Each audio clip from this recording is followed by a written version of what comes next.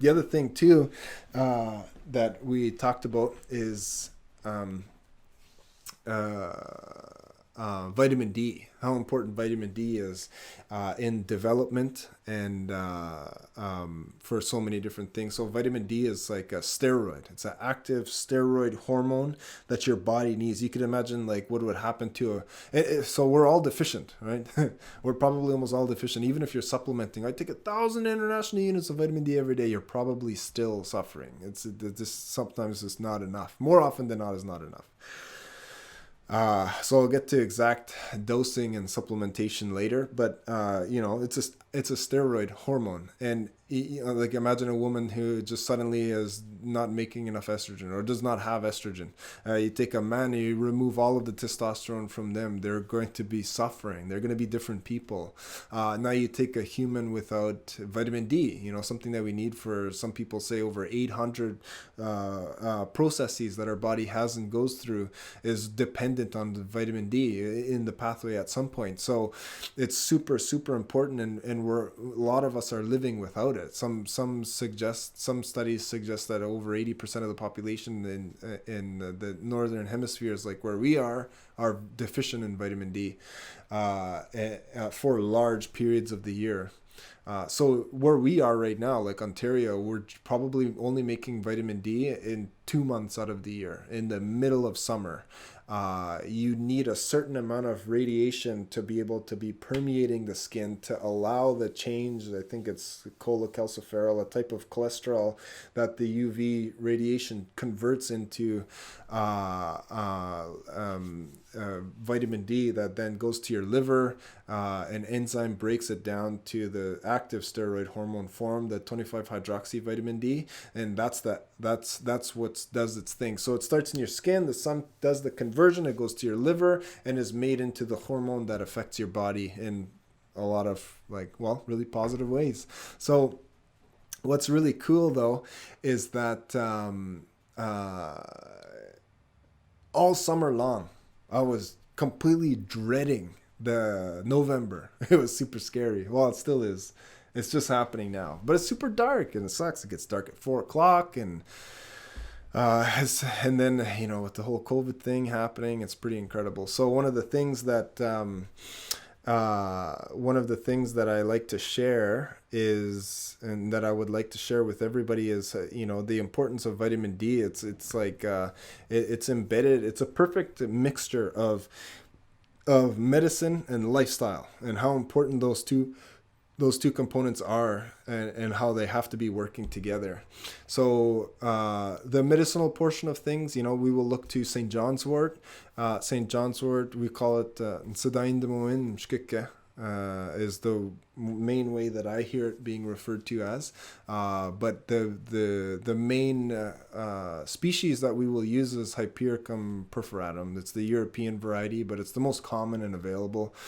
We picked quite a bit this summer. It was really nice. But this plant, a lot of us will refer to it as like the sun in the winter.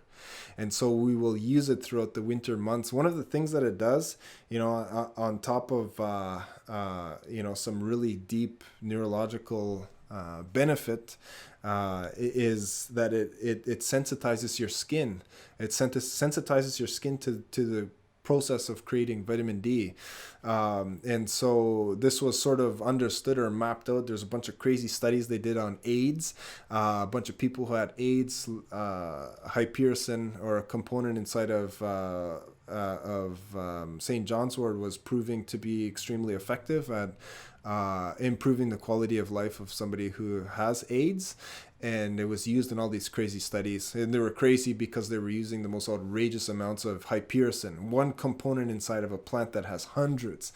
And so they used these extracts, and after about a month or so, the people had some really extreme reactions and were really, really sensitive to the sun. So they were getting sunburned super easy. And it's important to understand that these were extracts of one component. And when we look at making tea with St. John's wort, we're having all of those components are all working synergistically together, hundreds of them, to make your skin more effective at doing what it's supposed to do, making vitamin D, in the presence of melanin and in the presence of a northern latitude, in the presence of aging, your skin is going to be maintaining the effective vitamin D conversion is going to be happening. So versus we look at vitamin D or look at St. John's wort as making our skin sensitive and we're going to get sunburn. That only happens with crazy extracts, not with tea. So that's important to understand too. But when we engage with it is the most important thing. So we look at the darkest times of the year, and this plant is going to be the sun that we need to be able to live. And so this is when we start engaging with this tea right now, when it's starting to become dark really quick, not a lot of sun. And so that's the medicinal component, right? It's really, really good, really important for us to be engaging with this. It also extends our ability to create vitamin D from the UV radiation. It can almost double your, because of the perfect sort of sensitization to radiation, you're going to be able to make a vitamin D in out of more months out of the year. So how much radiation do you need to be able to make vitamin D? We look at your shadow. If your shadow is longer than you are tall, there's not enough sun, there's not enough UV getting to you to make vitamin D. It's a really good rule to have. You go out now, every single moment of every day, your shadow is going to be way longer than you are tall. Now, with the help of the medicine, we're going to be able to have, maybe 4 months out of the year. That's a little bit of a stretch, but 4 months out of the year where we're making vitamin D, that's still not even half. So that's a really unfortunate place to be. But it doesn't just affect the medicine, doesn't just affect the times of year that you're making vitamin D. It affects your absorption capacity of available vitamin D, because vitamin D occurs in our diet. This is the coolest thing that I wanted to tell you. So it's like a real good example of vitamin D and how necessary medicine is, and lifestyle. So lifestyle is what I wanted to share with you right now. Because this time out of the year, it's my family, my mom's family remembers this time of the year is when we're white fishing.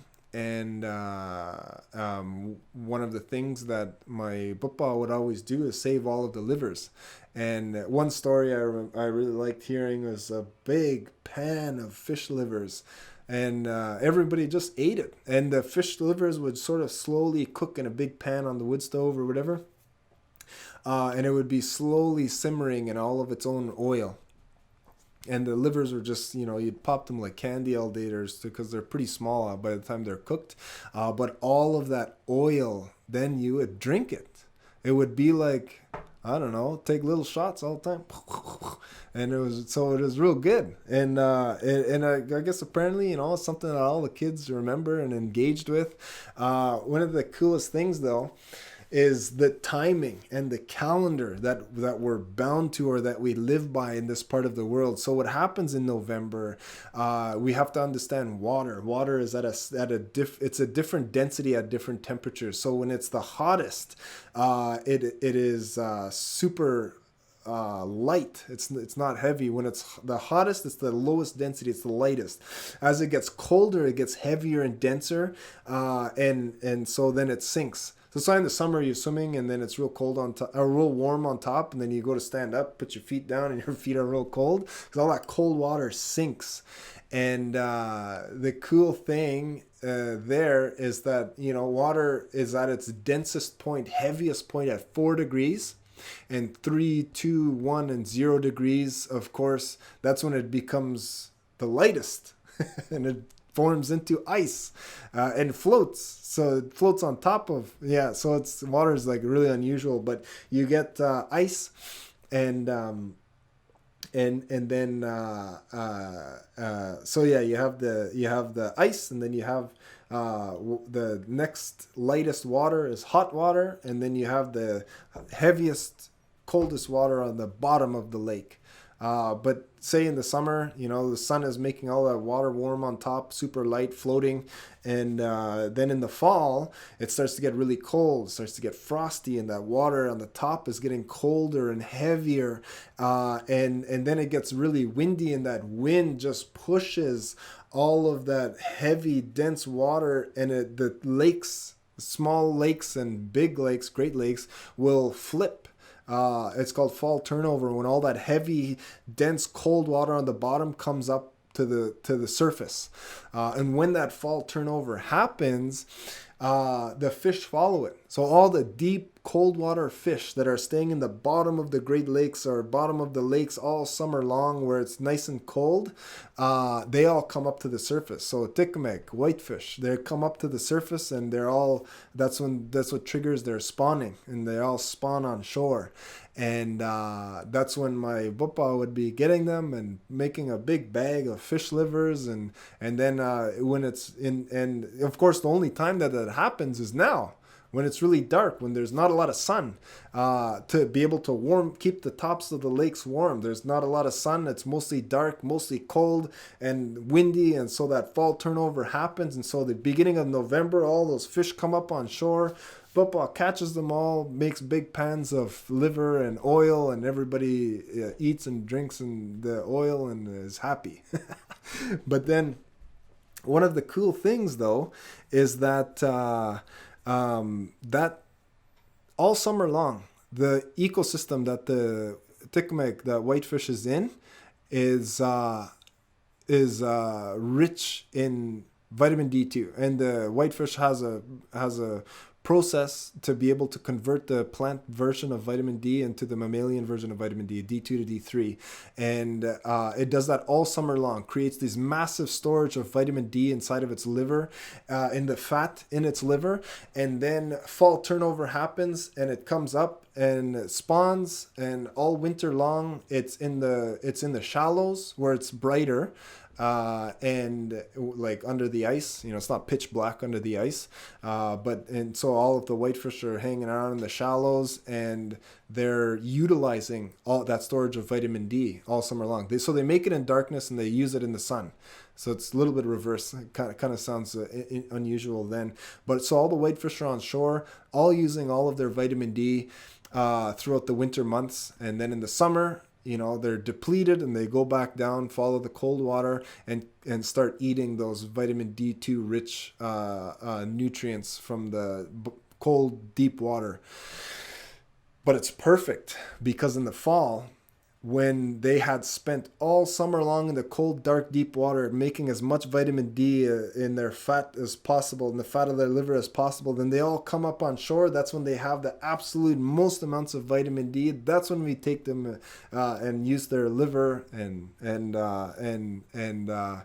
have a big bolus dose of vitamin D, and as well as in that time of year when it's really dark, utilizing the medicine that is going to be the sun in our winter, in the darkest parts, that encourage the vitamin D absorption, and then we have a big blast of vitamin D. So it's just a really important story to be able to explain the importance of medicine and lifestyle, medicine as a cultural component, but also the rest of our culture entirely is needed to be able to achieve, the health that we're designed for.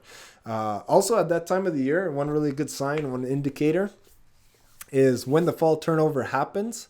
The only deciduous conifer tree that we have is tamarack, Mshkiwatagos, larch laricia or something like that. And so that's when the tamarack will turn yellow and lose its needles. So you wait until it's just about losing its needles, and that's about the time fall turnover has happened, all the whitefish are on shore, and that's when you can engage in this process. So you go right now, all those tamaracks bright yellow everywhere that you go, not orange, but bright yellow and fading away. That's the time when we are engaging in this cultural component, harvesting our whitefish.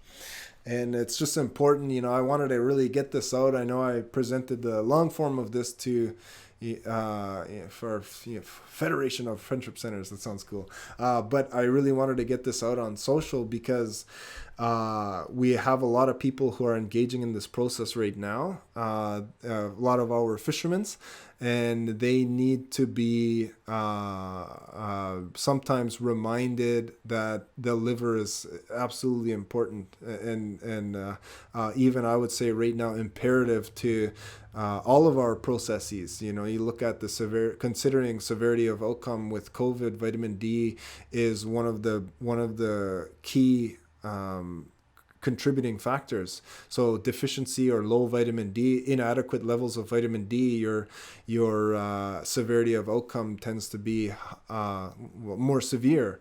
And so if we're adequate in vitamin D levels, a lot of the literature is looking at their severity of outcome, and they're kicking it in a couple days. So and so their severity is very low. Vitamin D is incredibly important for our immune system. We need a lot of it, and this is the time where we would be getting it. And so I encourage fishermen to be able to just fill up a bag in the couple bags in the freezer of your fish liver, and start utilizing that as a huge health component. For those of us who don't like liver, I made liver last night, and everyone went to the farthest corner of the house, but except my cat. But if you're not a fan of liver, I just wanted to be able to touch on supplementation for you real quick. So when you're supplementing with vitamin D, one of the things that you have to understand is that 1,000 international units of vitamin D, the way that they measure your blood plasma levels, of the active 25-hydroxy vitamin D steroid hormone, they're going to be it's like a point system, 0 to 100 or something like that. And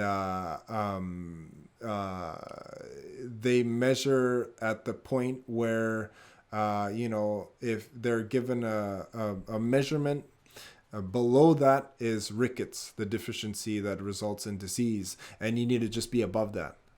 So that's adequate, but that's not optimal. Optimal levels of vitamin D are within 50 and 75, between 50 and 75. And so you got to get tested by your doctor to be able to see where you're at. And wherever you're at, optimal, that sweet spot is going to be 60. You don't want to be rocking like 80 or 90. This is way too high. And then there's problems there to over supplement. But we want to be between 50 and 75. So one of the things I wanted to share with you guys, a little formula, is 1,000 international units of vitamin D raises your 25 hydroxy vitamin D levels by 5 points. So 5 nanograms per milliliter. And so if you're taking 5,000 international units of vitamin D every day, your score will go up 25 points. So a lot of us who are sitting low or deficient can look to supplementing anywhere between 5 and 8, and that'll push us to almost getting to that 50. But and so that's important early on, get to those points, spend a couple weeks and get a couple tests done, and get to the point where your vitamin D levels are getting within that 50 to 75 window. Then you could fine tune it, find out exactly how much you need to be able to maintain that. And so there's a little, even if we cannot engage in fish livers the way that we should, I guess, is that we can supplement, and there's a little formula to be able to understand how to supplement, working with the scores that you're getting, and getting those scores up to where they should have to be. Synergy between the importance of medicine as a cultural component and all of those other things, in this case nutrition, how important it is for medicine and nutrition to be working together at the perfect times of year. So, harvesting our sun for these dark times, and then the fish and the tamarack, and making their vitamin D all summer long, and then they come out and then give it to us, and so we have our all of the ingredients that we need to be able to live healthfully, to be able to live the life that this land is intended to provide for us. It's a really powerful idea to understand, and now is the time of year. So I just wanted to be able to spend a little bit of time to share a couple ideas on that. So. Cool beans. Uh, Bomb on peace. Totally stole that from Ron. Ron Rickard taught me that, and I just hijacked it. But we'll see you guys later.